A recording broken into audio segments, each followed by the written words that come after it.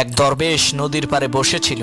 একজন লোক এসে সেই দরবেশকে বলল, হুজুর, আমি যদি জীবনে সফল হতে চাই তাহলে আমার কি করতে হবে? দরবেশ লোকটিকে নদীর পানিতে ডুব দিতে বললেন। লোকটি পানিতে ডুব দেওয়ার সাথে সাথে দরবেশ তার মাথা পানির নিচে চেপে ধরলেন, যাতে সে তার মাথা পানির উপরে উঠাতে না পারে। পানির নিচে সেই লোকটির নিঃশ্বাস আটকে গেল। সে পানির নিচ থেকে উঠার জন্য ছটফট করতে থাকলো। কিছুক্ষণ পর দরবেশ তাকে ছেড়ে দিলেন, আর সে পানির উপরে উঠে দীর্ঘ শ্বাস ফেলে হাঁপাতে থাকলো। দরবেশ তাকে জিজ্ঞেস করলেন, তুমি যখন পানির নিচে ছিলে তখন তুমি কি করতে চেয়েছিলে? সে বলল, আমি পানির উপরে উঠতে চেয়েছিলাম। দরবেশ তখন বললেন, সেই সময় কি তোমার দুনিয়ার অন্য কোনো কথা মনে ছিল? সেই লোকটি বলল, না, দুনিয়ার কোনো কিছুর কথাই আমার মনে ছিল না। আমার শুধুমাত্র একটাই উদ্দেশ্য ছিল যে আমি কিভাবে পানির নিচ থেকে উপরে উঠে আমার প্রাণ রক্ষা করব। দরবেশ বললেন, এইভাবে একটা লক্ষ্য আর উদ্দেশ্য নিয়ে কাজ করো, তাহলেই তুমি সফল হতে পারবে।